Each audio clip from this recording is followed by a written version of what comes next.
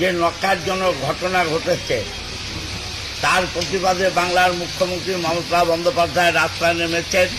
আমরা চুঁচুড়ার ঘড়ির মোড়ে এই অবস্থান করছি এবং যারা অপরাধী তাদের কঠোর থেকে কঠোরতম শাস্তির দাবি করছি।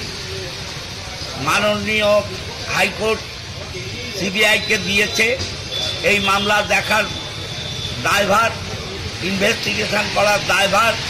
আমরা সিবিআইকে অনুরোধ করছি আজকের মধ্যে অপরাধীদের শনাক্তকরণ করে শাস্তি বিধানের যে প্রসিডিওর আছে সেই প্রসিডিওর চালু করতে হবে।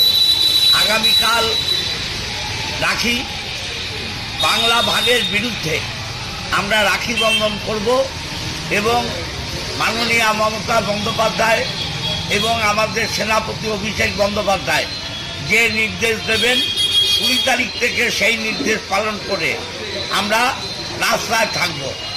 এই জঘন্য হত্যাকাণ্ড যারা ঘটিয়েছে তাদের চরমতম শাস্তি সিবিআইকে আজকেই করতে হবে।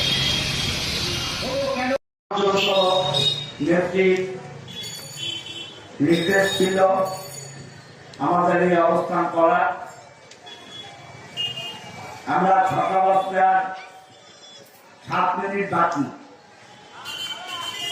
আমাদের রাজ্যের সঙ্গীত এবং জাতীয় সঙ্গীত দুটোই করতে